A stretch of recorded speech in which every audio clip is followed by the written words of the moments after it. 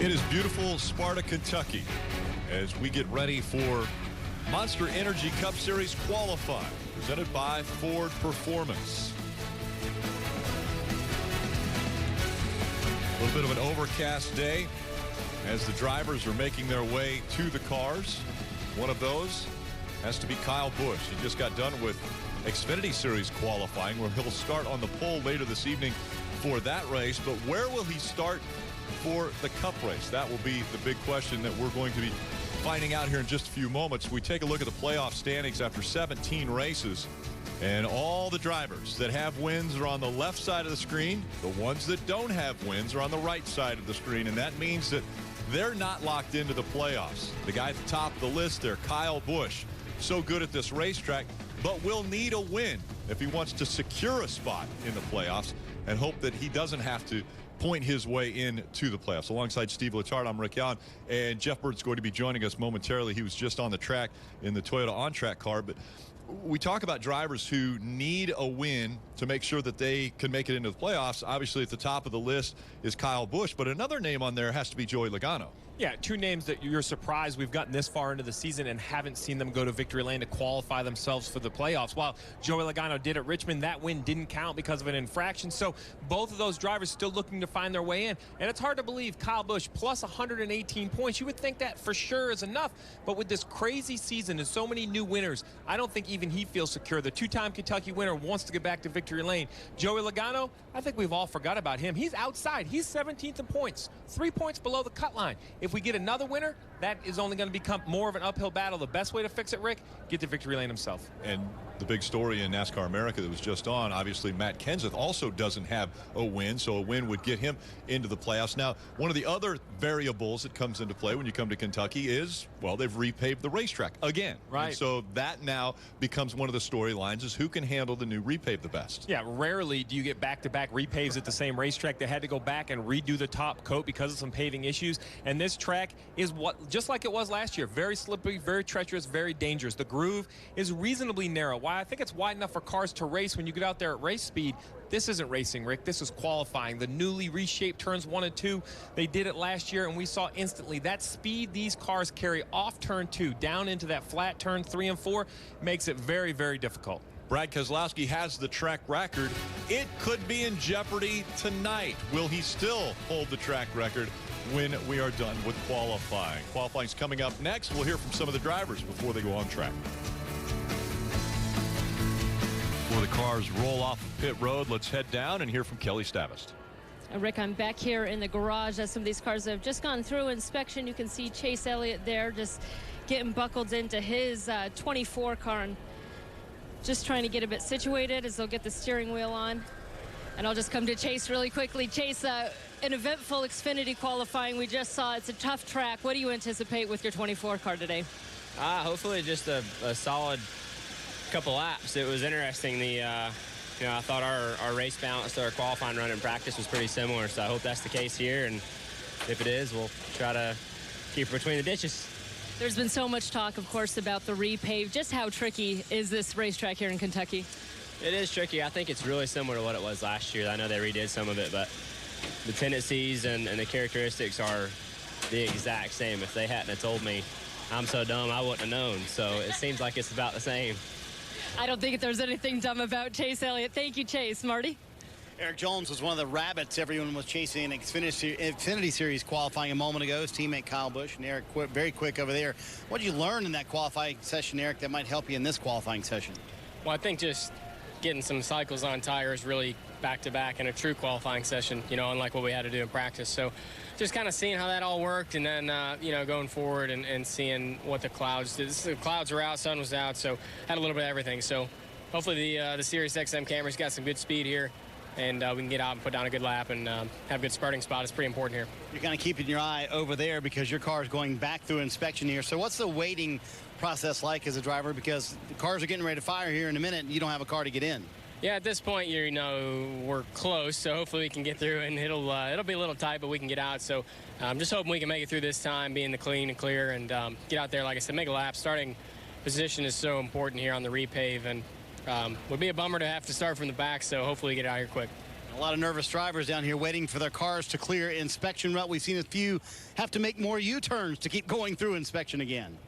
That's right, we sure have, Marty. Daniel Suarez is down here, though, ready to go. What did you think about the track or the tire dragging? You think it helps? What's your mind saying? I think the racetrack is very fast, and it's about to get faster. It's very cloudy, so I think we're going to see the fastest lap times of the day and qualify by far. You know, race cars and race car drivers, we like this kind of weather because we know that we can push the limits more. And I think Kentucky Speedway, they have done an amazing job with the track. The track is very good, and I feel like slowly with the trucks, with the Xfinity car, with the Cup cars, it's getting more wide as we run. I think the Xfinity race is going to help a lot, and we'll see what we got. Good luck, buddy. Thank you, bud. Guys, Daniel Suarez got so much respect last week after another really solid run down there at Daytona. He knows all about the Xfinity Series, the defending series champion.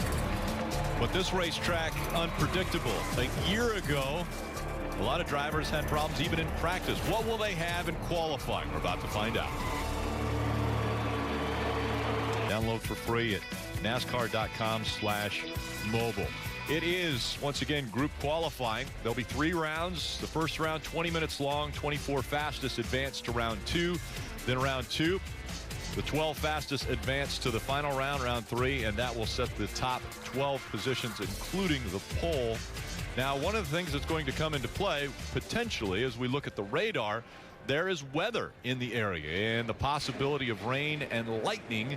And some of the teams are already thinking about that, as well as the spotters up on top of the spotter stand. Just want to remind you that if any lightning comes and the series director feels like we haven't had enough time, qualifying will be canceled. Copy. Judging by the radar, I'm actually surprised they haven't delayed or canceled it so far, you know? So, Rick, what that basically means is, you know, you see the clock. It's a 20-minute clock. Well, as this weather gets closer, we heard Daniel Suarez talk about the cooling track. Well, a cooler track is a faster track. So at times, cars will sit on pit road and not run. And what NASCAR's reminding everyone is, hey, guys, listen, as we see Joey Logano, he's not waiting. He's off of pit road coming to the green. Listen, don't get too cute, because we go, say, 12 or 14 minutes, even though you thought you had 20. That was more than enough time for everybody to run. If the series director feels like they had an opportunity, even if they didn't take it, he could say, you know what? That was qualifying. And you can end up with no lap time, which would be a huge punishment. As we see Joey go down into turn 1, looks pretty good so far. And Steve, that series director discretion could mean anything. I just talked to Adam Stevens, crew chief for Kyle Busch, about that a moment ago. He said it absolutely is going to ramp up the intensity here earlier, because if you're one of these cars that feel like you have a shot at the pole, and obviously it's going to be very important for Saturday night, you want to get out immediately right now, because that could mean 5 minutes. It could mean 10 minutes. It's really up to the series director. And keep this in mind. There's still 4 or 5 cars back in inspection that won't even get a shot at a lap within 5 or 10 minutes. So this is very interesting here, qualifying at Kentucky with the weather approaching like it is. And we saw there Trevor Bayne trying a little shorter route way on the inside of the apron, inside that yellow line, and you can do that at Kentucky. We have left the confines of Daytona where you can't go below the double yellow line. Here you can go anywhere there's asphalt. Yeah, I think it's important to note that NASCAR will be watching to see if teams have lined themselves up trying to make a run. If you have a team that driver's not in the car, they've not presented themselves on pit road, they're still sitting in their pit stall, they're not even trying, right? They're not even trying. So if this thing happens where there's 5 minutes left, you have guys that haven't even tried to get out there, trying to wait for the last possible moment. I don't know how much sympathy they'll have with that. There's times the community has to work together, and this is one of those times. In the final practice, we watched Dale Earnhardt Jr. struggle a little bit with the handle, and already we're watching him struggle again in qualifying. Had a little bit of a wiggle even getting into 1 and 2. Yeah, this lap is not going to be good at all. It's 0.6 of a second off from Kurt Busch, all the way down in the 8th position, only out of 10 that have taken time. That's going to be well outside the top 25, top 30 as more cars make time. So the 88 will definitely have to go to pit road and make some adjustments, try something different. Excuse me if this has been said, but I just stepped in the booth. I was in the NBC Toyota own car, and it has cooled down dramatically. Yeah. It is completely different from how it was when these guys practiced. The track, I would think, would have more speed in it. I'm not seeing it yet, but It is so much cooler than it was. So, Jeff, that brings up a question that as we see Kenseth, I think this is the speed you were looking for. This Yes. right here is going to be down close to the track record. Well, he didn't get off four, but he didn't get off four very well. Like, got out of the groove, tried to get in the throttle too quick, and just got out of the groove and lost a ton of time off on the exit of 4. So what I was going to say about the weather is, you know, as it cools and the grip increases, the question is your balance changes as well. You know, it's not just equal grip front to back, so it's going to really come down to who made the correct adjustment for the new weather conditions. We saw a little bit of a bump there out of Casey Kane, again going down onto the apron, where I believe there's actually even a drain that's down there that some of the drivers have talked about going through and around, and it's upsetting the car as Casey Kane is the fastest now at 28.80. And how about Darrell Wallace Jr. right behind him at a 28.88? So good run for Darrell Wallace Jr. So the other interesting thing is because the fresh pavement, we talked about the weather ramping up the intensity. I also feel that the intensity will stay pretty high because I think cars can go out and improve their time if they make good adjustments. Right. Tires don't lose a lot of grip. We see Kyle Busch, he just got out of the Xfinity car after sitting on the pole for that race later tonight. So far, so good in the Cup car. You know, we talked about this racetrack being different from one end of the track to the other, and Kyle Busch is going to go to the top of the board, I believe. Yep, P1 at a 28.73. I think that's hardest in qualifying. I think in the race, you get into a rhythm and you know, okay, I got to lift a little earlier. I can attack 1 and 2. But in qualifying mode, you're in attack mode the entire lap. So it's going to be exceptionally easy to overdrive the entry to turn 3 and mess up your exit to turn 4. Drivers are really going to have to refrain from trying to get too much on the entry to turn 3. Rutledge Wood.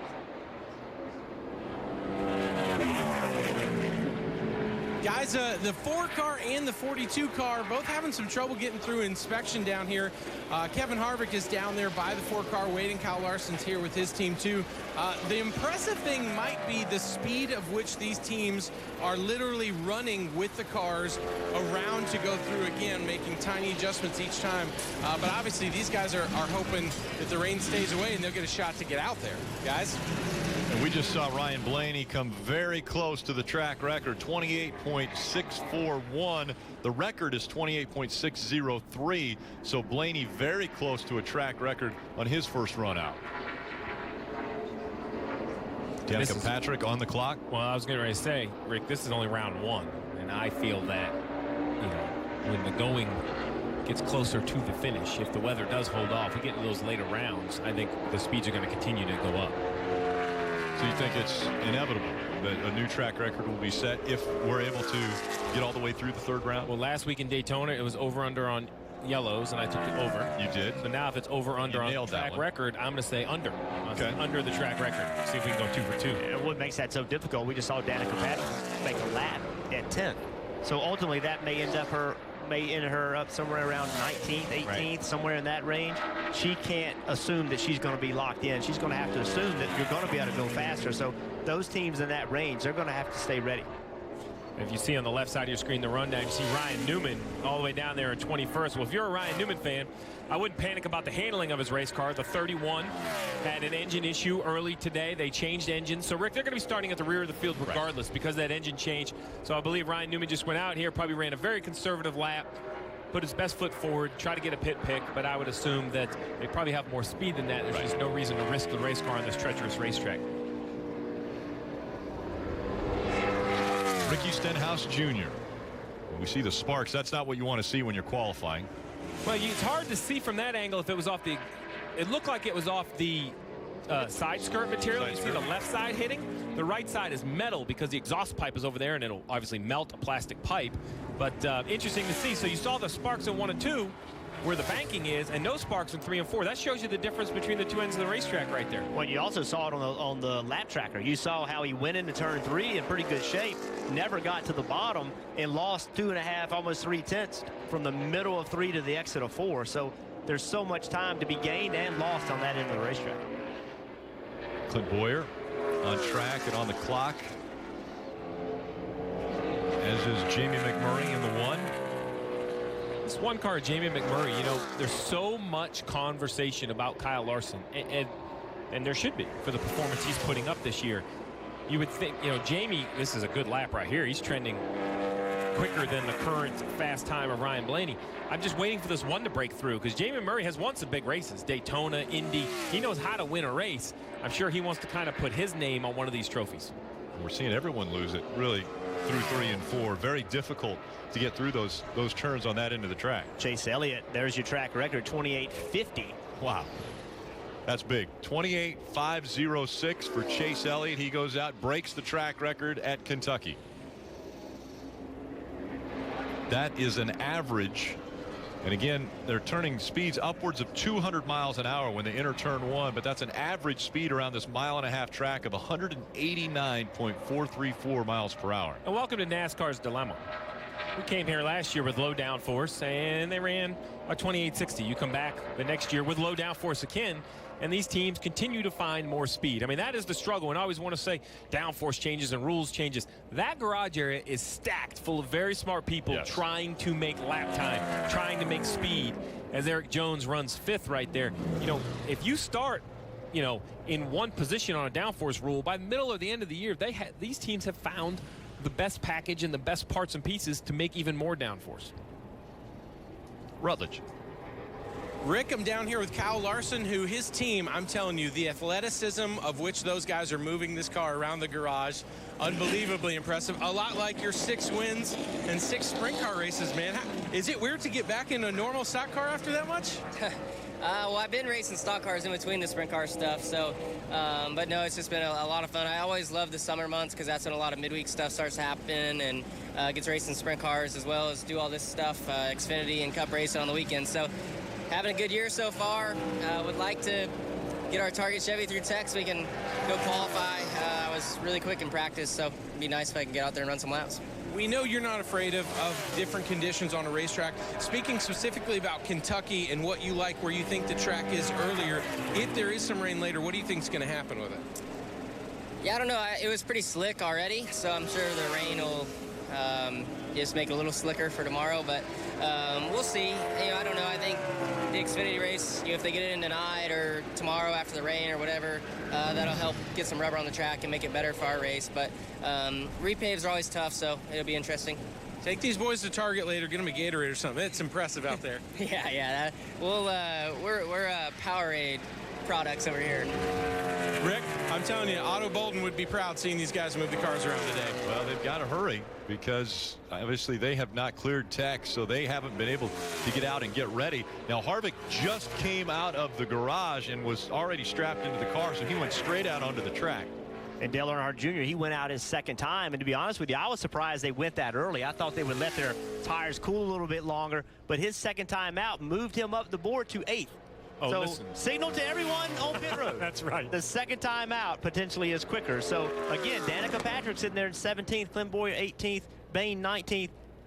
They are going to have to get 20th. those cars ready to qualify again. Absolutely, yes. If I am Danica Patrick or below, I'm back out on the racetrack. There's no reason to sit and wait. I think that the tires have proven that more laps aren't going to hurt them. Well, let me ask you, who's moving ahead of her that hasn't gone already?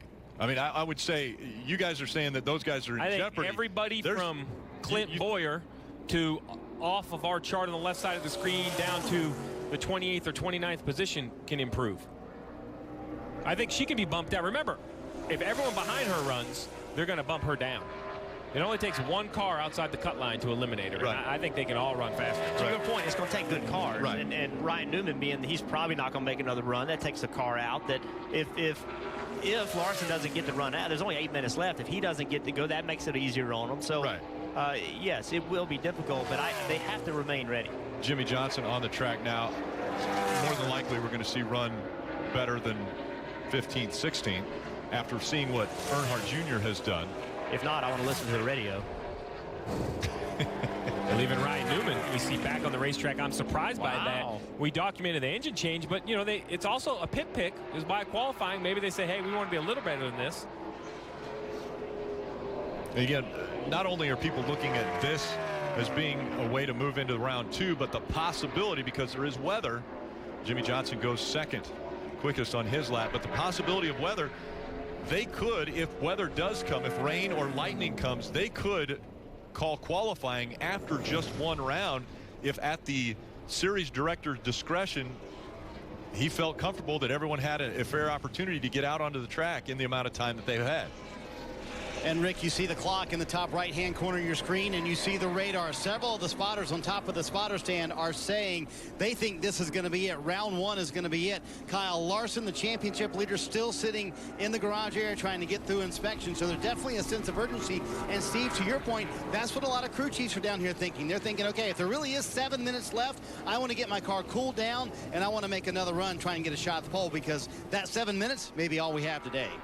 And Marty, the other thing is, remember, we always get in our heads that this is about advancing to round 2.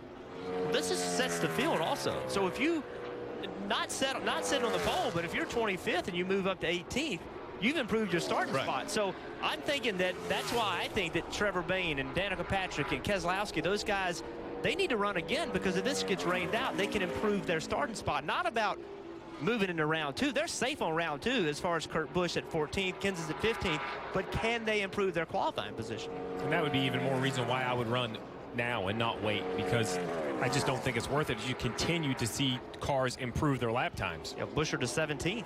So that moved McDowell to the down to 24th. A.J. Allmendinger back out on the track. 47. Allmendinger was below the cut line, has moved above the cut line now into 24th. Paul Menard also out there. Menard improves to 23rd. That bumps Allmendinger out of the top 24. Austin Dillon looks like he's going to also improve. He moves to 23rd. Logano's getting close to the cut line. He's 22nd. And there's the 42. Kyle Larson. Now, if qualifying would have been rained out like it was the previous 2 years, Kyle Larson, being the points leader, would have started up front. But it's not going to get rained out because they have been able to get on the track with the exception of the 42. Well, they're going the wrong way, Rick, and you see they're no longer running. Yep. So I think the 42 has thrown the towel in. I think they've accepted they're not going to make it through inspection in time, with only 5 minutes left. They're heading back to the garage. So a huge story. The points leader will have to start shotgun on the field.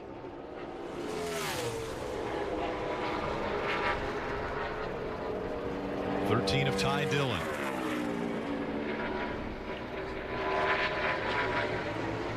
Ty trending in the green on the right side of your screen. Joey Logano also trending in the green. Ty gives a little bit back, but Joey Logano is not. He is currently just going, just continues to find speed. And he did a nice job in 3 and 4. He stayed on the bottom, was able to keep that arc, leaving the corner. That moved him up to 3rd. It's only 4.5 minutes left to go in this session. 4.5 minutes to go in the session, and it's getting darker. So now those guys, the drivers we were talking about before, Danica Patrick, Clint Boyer, 20th and 21st. So Rick, we always say finding speed. What is it? It's not a 4-leaf clover. You can't go out in the field and find a big chunk of speed to go faster. So there's multiple reasons why these cars could go faster. The simplest one are these tires are relatively hard. The track surface is new, so just one cycle has a little temperature in them. They have a little more grip, just a little more grip in general. But also, the drivers now have an idea what their car is going to do, Jeff. They have a tendency. The crew chief is able to make adjustments when they come to pit road. Track bar, wedge, air pressure. So I think it's a combination of that. Tires improving, drivers knowing what they're going to feel, and the crew chief making adjustments. I think that's the combination of what we're seeing for improved lap time. So right now we're seeing Matt Kenseth on the racetrack. 3.5 minutes left to go. He is going to be safely in. They are not making this attempt to be safely in round 2. They're making this attempt to try to improve their qualifying position. They believe it's going to rain. That's the only reason they'd be on the racetrack right now. Right now, if he has a good 3 and 4, this could be the pole run. But once again, this is the same thing he did last time. He's losing time as now we're looking at Kurt Busch. He's currently 16th. Kenseth goes from 16th to 2nd. What a run by Matt Kenseth. I'm just shocked that we're not seeing more teams do the same thing that team just did. Kurt Busch, 7th. Ricky Stenhouse Jr., Denny Hamlin. Especially down in the Denny Hamlin area, as you mentioned, Rick. Those are the teams. So I can see if Jamie McMurray in 9th is going to not try to run. But I would think for sure you're going to want to try to, improve your lap time. Stenhouse Jr. improves to 16th. Rutledge. Rick, I'm with Kyle Larson. Kyle, it looked like the team just gave up trying to get the car through. What happened to your knowledge there? We just failed tech again. So, we went through a few times, so they were busting their tail, as you saw. So, hate that we're not going to get to qualify, but our target Chevy's good enough, I thought, in practice to cruise, from the back to the front. We did it at Texas earlier this year on a brand new repave, so hopefully do the same here tomorrow. Is there anything from a driver's perspective that you can do to kind of get the team back together, to get them pumped up for tomorrow and to keep moving forward? I mean, I don't think failing tech discourages them any at all. So we'll be fine. Our team's got a lot of confidence right now, and we've been running strong everywhere. So we'll be fine tomorrow. Good luck, buddy. Thanks. Thanks, Rick. So the clock winding down, under 2 minutes to go in this first round. And that's a pretty good perspective as we're riding along with Darrell Wallace Jr. in the 43, but you can see the clouds that are off to the west and north of this racetrack. Right now it's a little clearer because you're looking to the south, but as we continue around, you see all the way to the north and the west, the clouds are getting a little more ominous as they're moving in this direction. Casey Kane goes back out. Casey Kane currently 16th, trying to improve upon that. And that run puts him all the way up to third. Everybody watching this broadcast should say, you know what? And hopefully you would think the teams would be paying close attention as well. The second and potentially third time you go out, you're going to go faster. Yeah, I mean, I'm waiting to see Jimmy Johnson up there in fourth. It wouldn't surprise me if Chad Knaus pulls out all the stops here with 40-something seconds to go to make another run, but they're not trying to get off pit road, so I don't think they're going to do it. We see the 3 below the yellow line, so he's coming in. The 78 of Martin Truex Jr. is trying to improve. He's out of the gas. He's coming in. He's way off the clock. He obviously knew that the lap he had just wasn't going to do it. It didn't go through 1 and 2 very well, so he just decided to shut it down. That way, if session 2 does happen, round 2 happens, then he has less time on his tires. Well, now the big issue, so Trevor Bayne's trying to improve his spot, but Paul Menard right there in the 27, he's going to bump out his teammate, the 3 of Austin Dillon, who's currently on the cut line. So while Trevor is trying to improve, and it looks like he easily will, he's going to jump way up into the middle of the top 15, I think, up to 12th. So I also think the 27, because we're comparing him to Chase Elliott of the pole car, I think Menard is going to move up above his teammate, Austin Dillon. And he does, and eliminates the 3 in Austin Dillon from the next round. So Paul Menard, as the round has ended, Paul Menard jumps to 22nd. Michael McDowell ends up 24th and right on the cut line. Jimmy Johnson dropped to 4th. Casey Kane moved to 3rd. Chase Elliott was fastest with a new track record at Kentucky.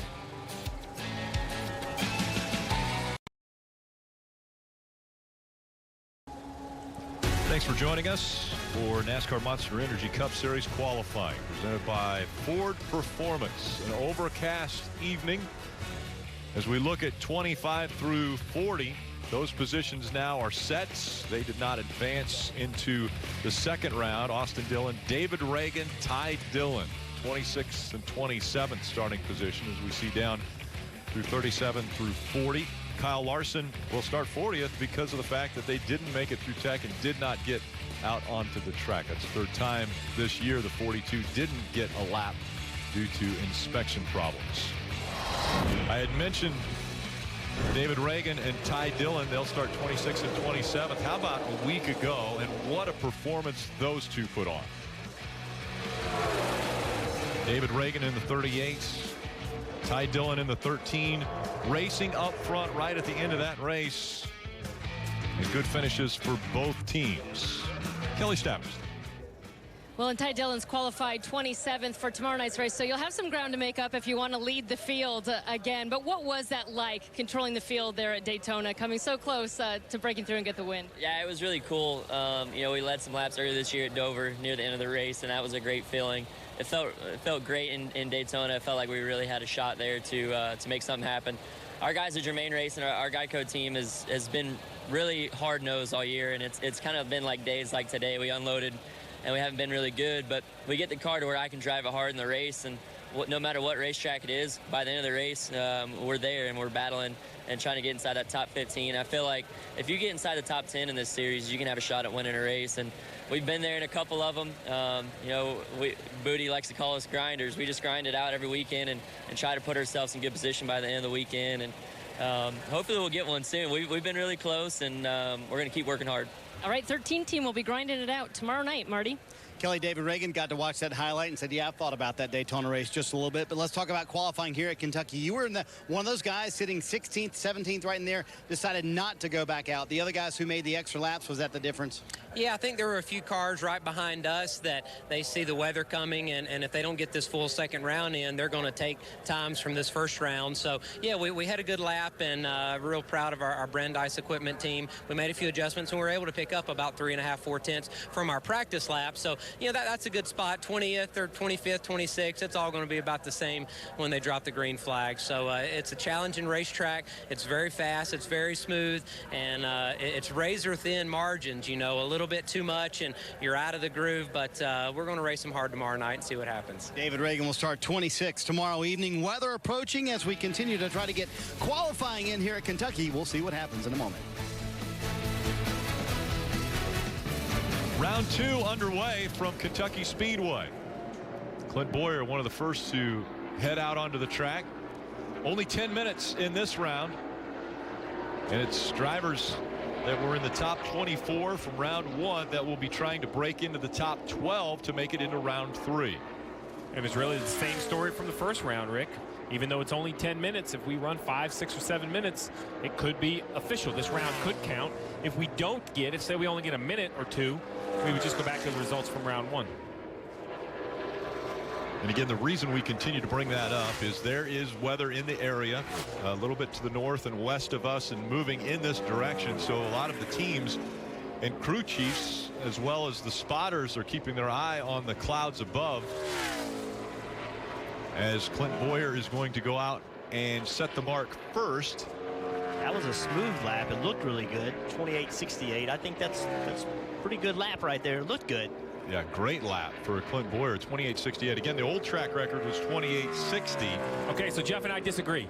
I don't think that lap will make the top 12. 28.68 you don't think will make top 12? Oh, no. We got a new track record. Kevin Harvick, 28.48.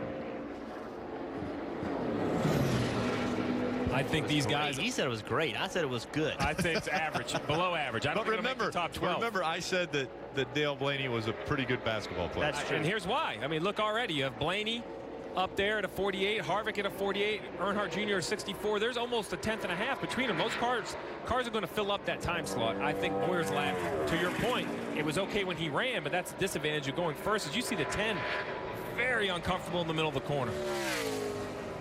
I think she went from trying to make a good lap time to trying to not have to unload the back of the car.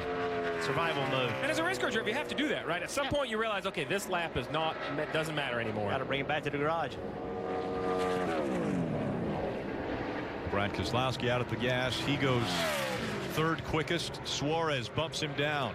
Suarez third.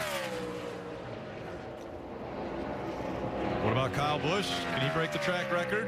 Yes, he can. 28.37. 28.379 for Kyle Busch. See one there. Is that pretty good? That's good. I'm gonna give you good on that one. I'm not saying it's gonna be the pole, but it's gonna be up there close. Which we have another round if we don't get weather. The old track record before qualifying started was 28.603. Right now, 4 cars in this session alone, in this round alone, have broken that old track record. And you know, Rick, just watching the comparisons down on the right-hand side of your screen, Jeff, it looks to me like 1 and 2, while that's the faster area of the racetrack, all the cars get through there more, similar. There's a little bit of green, a little bit of this, but you look at Chase Elliott, a couple thousandths here or there. I think the make or break is this end of the racetrack as he carries all this speed near 200 miles an hour into that flat turn 3. Watch the comparison. Almost a tenth of a second right there just on corner entry. Some sparks coming out the right side of the 20, similar to what we saw with Ricky Stenhouse Jr. earlier. The more difficult the corners, the more opportunity. The more opportunity to have gain and have loss. So that is the focus when you're setting up for racing and when you're setting up for qualifying is the most difficult corner. That's the one you've got to be good on. Chase Elliott 28.59. Matt Kenseth 28.46. That's second quickest. So already what we've learned is that tires don't matter. Matt Kenseth, that was the 3rd time out on tires, and he went a 46th ahead of a lot of people that only made 1 run. So that not only matters today, it also matters tonight during the Xfinity race and tomorrow night during the Cup race. That's what I think the fans need to understand is as a crew chief. When I was a crew chief in the garage area, you had to have your sensors turned on all the time. You had to be paying attention to truck practice, the truck race, Xfinity practice. As we see Truex Jr. flirting with the pole, he ends up just shy of 39. You know, there's always information that you can gather. Like you were saying, Jeff, you always have to pay attention to the racetrack. It's what we tell our kids, right? When they get out of their cars, don't go hang out. Either go watch the racetrack or go talk to someone who's working on your car to try to make it better. It's always something to learn. Logano needing a win.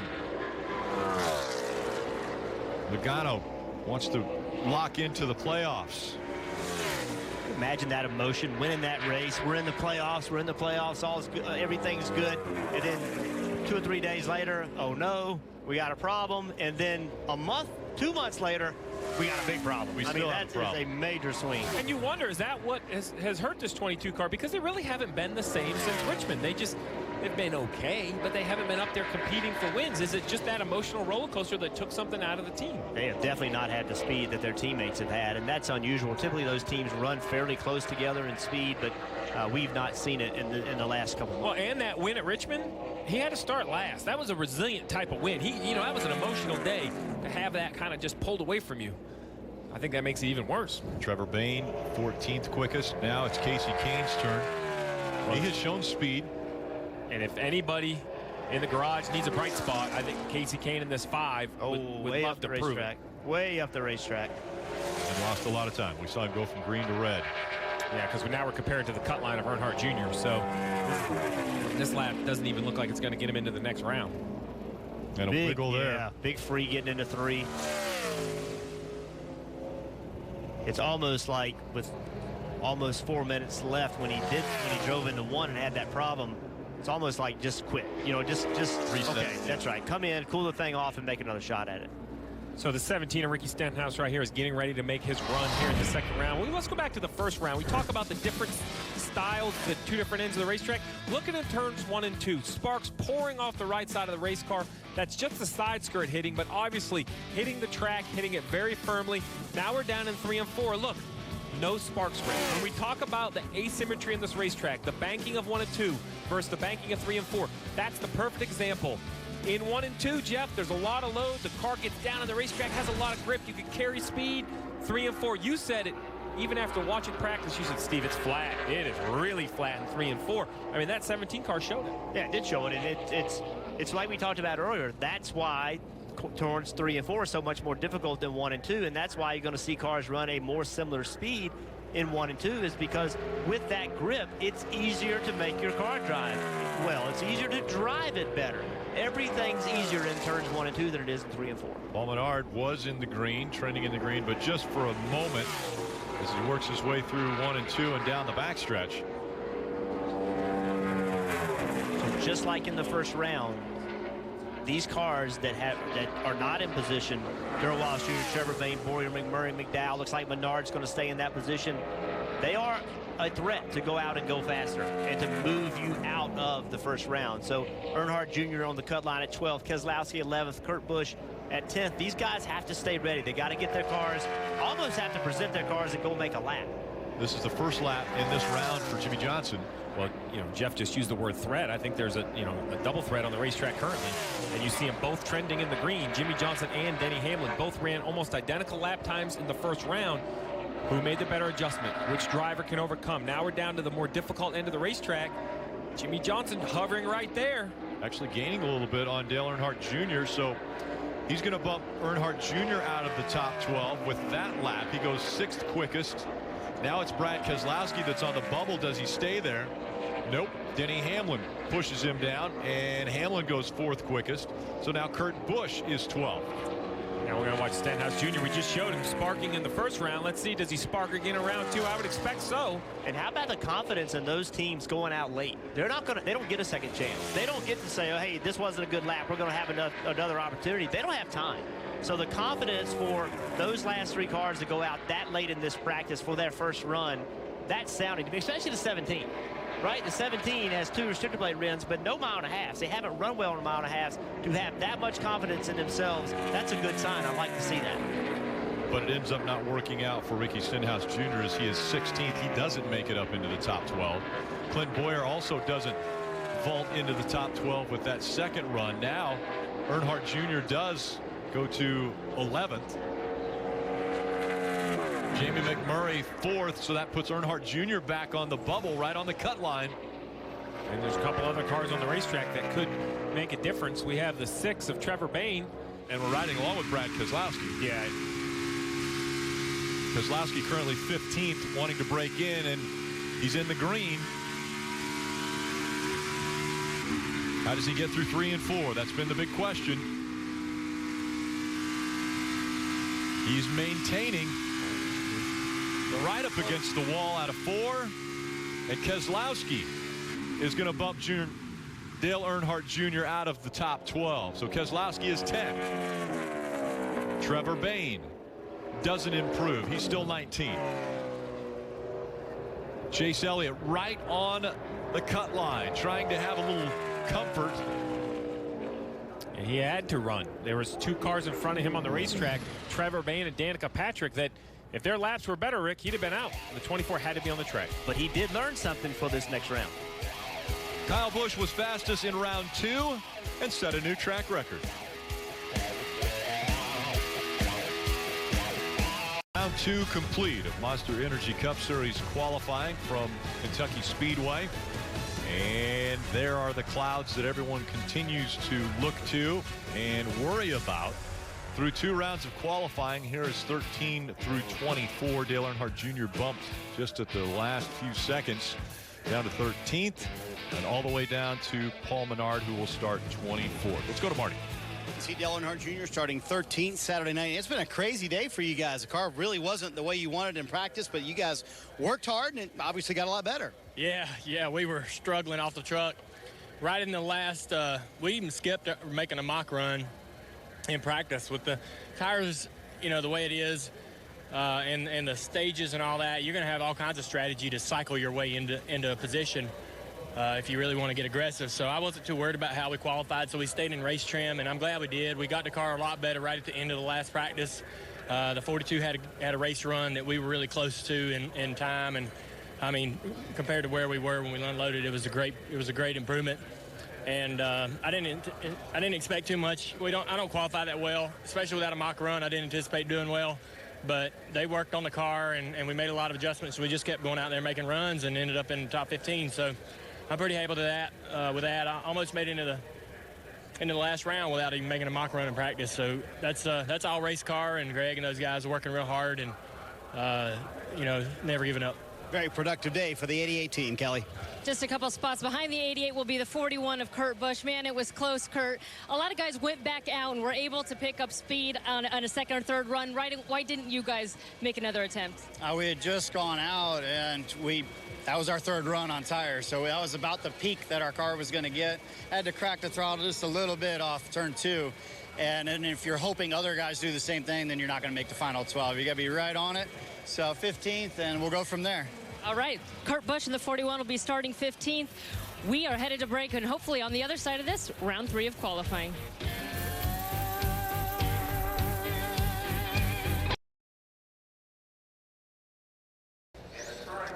And the overcast skies have apparently scared enough people that is going to end qualifying for the Monster Energy Cup Series, meaning Kyle Busch will start from the pole. He won the pole, which is his 22nd pole in his 444th start. This will be. Well, and swept the poles. Yes. He's on the pole for the Xfinity race and the Cup race. It's been a good day of qualifying for Kyle Busch. He's going to climb back out of the 18. We want to take a look at the starting grid now. So it's Kyle Busch who has once again won the pole, Martin Truex Jr. And one of the things that I'm noticing here are the fact that there are quite a few Toyotas that are going to be starting up front. Yeah, Martin Truex Jr. has some wins, but no Joe Gibbs driver has gone to victory lane yet this year. This has got to be a good sign to see all 4 inside the top 10.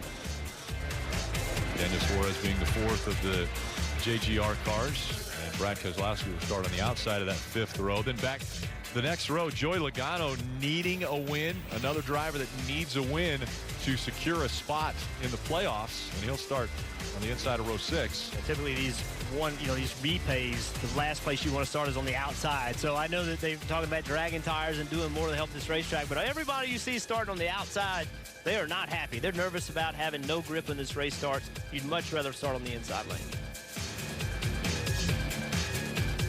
Go back through 13 through 16. We talked about Ryan Newman back there in row 15. He'll have to go to the back of the field. We know that already for an engine change in practice. So this was really just for pit pick.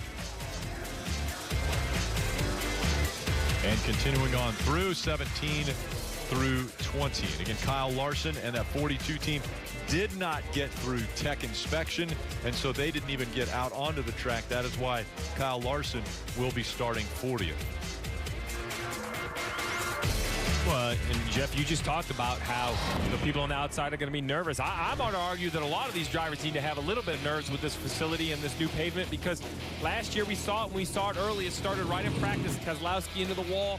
7-time champ Jimmy Johnson couldn't hold on to his race car, had to go to a backup, and the crashes continued. They did continue. You see Denny Hamlin drives in the corner, just misses the bottom, gets behind car in front of him, loses downforce, gets into the wall.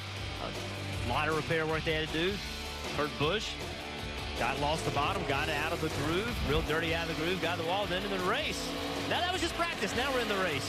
And then traffic only makes it worse. You see the 22. How about the 48 of Jimmy Johnson underneath Ryan Blaney? Just, you can't. You have less downforce. You're trying to turn the wheel.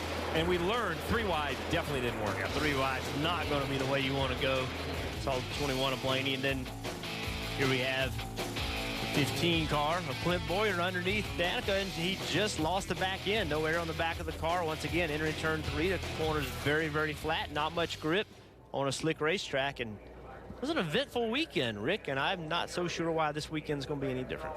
Exactly. Well, I want to take a look at where the top 4 drivers will line up for tomorrow's race. Ryan Blaney, the best of the blue ovals. He'll start 6th. Kevin Harvick 7th. And Harvick was another one of those drivers who the 4 team took a little while getting through tech, but once they did get through tech, they were able to get out onto the racetrack, and he will start in the top 10. And Rick, let's just clear this up just so everybody at home understands, because it's not raining.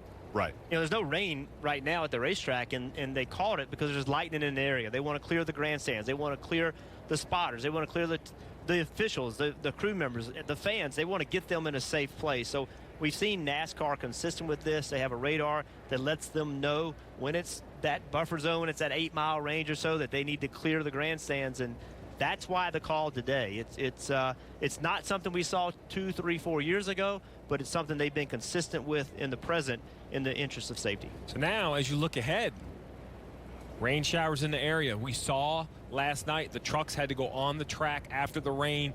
It always makes a difference. Oh, yes. And I think it's even worse when you talk about a repave, because it takes so long for the track to kind of change. As cars run, it really does change, and you adjust your car for it, you adjust your driving line for it. Now, if this rain shower does get here, blows through, we see an Xfinity race later, these younger drivers, remember, most of these drivers have less experience than the Cup drivers. They're going to have to find their way around this very treacherous 1.5-mile track, kind of, you know, patiently, while trying to keep their track position that they've earned. I always love the word patiently at a racetrack, where guys are trying to get in front of someone else. And I think about when I'm on the freeway and I think, okay, which lane do I want to choose? Because I want to get in front of that guy that's in front of me. Well, now add 200 miles per hour into that. I thought it was great last week at Daytona. We heard it. Hey, man, be patient getting up through there, but you got to go now. Patience at a racetrack. Stay with us. More from Kentucky. As the weather trying to roll in, you see a few of the lightning strikes in the distance, but we're still here. Stay with us. Sure. Let me just tell you, those guys get around that track very quickly at Iowa. A very interesting race.